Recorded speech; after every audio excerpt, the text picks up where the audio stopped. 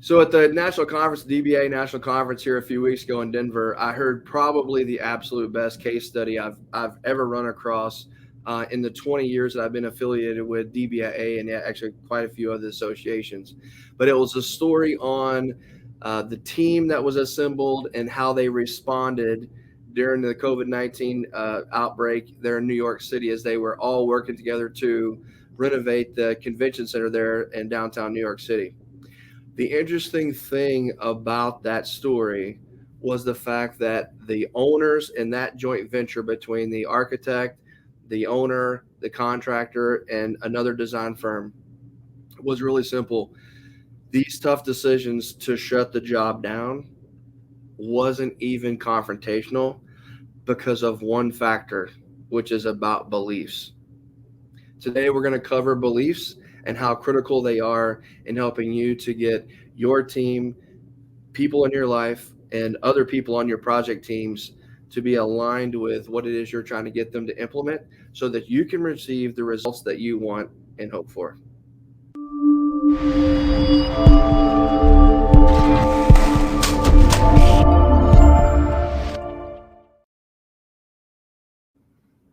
Welcome to the PioneerCast. I'm Dwayne Abels, founder and president of Pioneer IQ.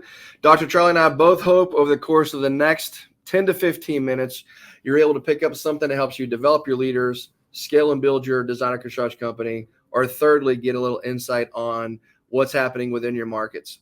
Dr. Charlie, thanks for joining us. Happy to be here and excited about this journey and episode 4 of this epic podcast. Yeah, it's actually been really cool. We've been producing these now for 3 or 4 weeks, 5 weeks, and people are starting to pick up on it. And I know I had a guy reach out to me just literally a few days ago, responded back to the email that we sent the podcast in, and said, "Hey man, I'd really like to connect with you. I've got a lot of things going on here amongst my team, and I'd like to talk to you about that second indicator." And then you were in Anchorage, Alaska, apparently, and had something similar pop up. Somebody asked you about it. I don't remember what the story was. Yeah. These key leadership indicators, one of the things that leaders come up to me and say is, man, I hadn't thought about it that way. These are critical points to getting to the final destination, that result we're seeking. But we've got to have these key leadership indicators in alignment. That's what we're talking about today. Cool. So just as a quick tee up, this whole series has been inspired by the fact that I think each of us, everybody on planet Earth who's trying to build or lead anything from Boy Scouts to a baseball team to business, gets really frustrated with the fact that they know the right people are on the team, but they aren't getting the results that they expect or have agreed to. And this whole series is about the 7 specific indicators that we as leaders need to consider in order to get everyone on the same page and marching in the right direction to get the results that we know we can get, right? Reaching that potential. All right. So you want to give us a little backdrop on the first 3 and then get us into the 4th one? So it's a great segue. And recently I had a leader say to me, "Hey, you know what? My people don't listen.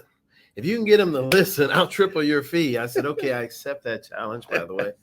I'll take that." But here's the thing. We got to connect with people. If we're not connected to them, they're not listening to us. If they don't trust us, they're not listening to us. And if we're not connected, they don't trust us, then we're not impacting their thought world. They're not giving consideration to our ideas. Right. So when we establish connection, right, build the trust, now we're impacting thoughts. Now we're getting to the fun stuff, the belief systems of people. Because how human beings are wired is this. We all act consistently in alignment with our beliefs. Period. End of story. If you want to know what a human being believes, watch their behaviors. It's all over them. Do we deviate or make mistakes from time to time? Yes. But consistently, we act in alignment with our beliefs. So you and I talked about this when it becomes a safety issue. I tell leaders this all the time. If your people aren't wearing their PPE, right, they're not using it, they don't believe you. Right. They don't believe you. Because if they believed you, they put it on, they'd wear it. You haven't gotten through, they don't believe you. Period. Right. So how do we impact those beliefs? Because when we impact those beliefs, the behaviors naturally follow. By the way, that tees up our next episode, Right. behavior. But we have to get those beliefs first. Yep, absolutely. So I find this very ironic, right? So I used to say this all the time in presentations, leadership teams. Every company's got guiding principles. Just look at it's always wallpaper. I mean, it's the prettiest thing you see when you walk in, but typically when you really get into the trenches, it's not ever manifested in how people behave, how they act, or guidelines to give them direction on how to handle tough situations, right? And I think a lot of times what we're realizing as we are in this high pressure moment in our industry and in our world right now, where it's almost not possible to make a mistake, like we don't even have time to make a mistake at this point, we're realizing how critical it is to attract people, to bring them into your team and organization, and work with people who have similar beliefs so that you're able to more quickly go down the path together, right? And I think this is so important because you've talked in the previous PioneerCast, in this previous indicators, on connecting with them and building trust. And ultimately, it boils down to the fact that we're in a world where we have a lot of problems and we need a lot of solutions very quickly. And the more our relationships are prepared with trust and are aligned with beliefs, the faster people are able to accept and then to deploy the solutions, the strategies, the concepts, the ideas that we come up with so much faster. It also creates an environment where maybe your idea is partially right and that person feels comfortable giving you feedback on how it could be better, right? But going back to how critical aligning beliefs really are. Right. And it really, that's our power as a leader, is when our team has a belief in us, has a belief in the vision, has a belief in the mission. Mm-hmm. When they believe in us, Mm-hmm. right, the vision and the mission, it will be executed without a doubt. Absolutely. Right? Yep. Yeah. I think it's fair to say, give me your thoughts on this, but I think it's really fair to say that building a relationship is much like building a building, right? And if you go back and look at those first three indicators that you've been talking to us about, that really becomes the foundation for everything else, and aligning beliefs is so much bigger than we give it credit, just in general. But again, if we have the right foundation built, we're able to move much quicker, accept and modify solutions much quicker, and make progress. Yeah, 100%. Because those previous three principles are so foundational, beliefs are the logical next step. Yeah. It's the next step in the evolution of our relationship with our team. Yes, beautiful. Well, hey, thank you for that. It's a big week. It's Thanksgiving week, so this will come out on Thanksgiving week. We're shooting it the week before. And this is probably a really good topic just to pause and reiterate with you leaders out there that are listening and are watching. Thanksgiving's a week that can oftentimes create a little bit of havoc.